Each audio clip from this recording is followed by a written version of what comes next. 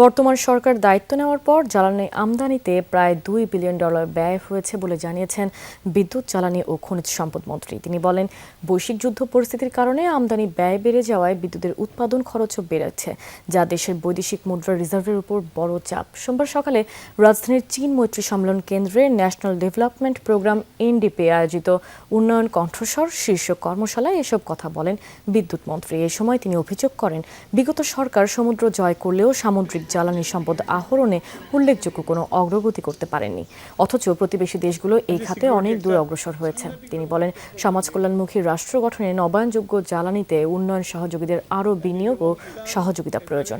সরকারের পরিকল্পনা অনুযায়ী দেশে 10,000 মেগাওয়াট সক্ষমতার সৌর বিদ্যুৎ কেন্দ্র স্থাপনের কাজ এগিয়ে নেওয়া হচ্ছে।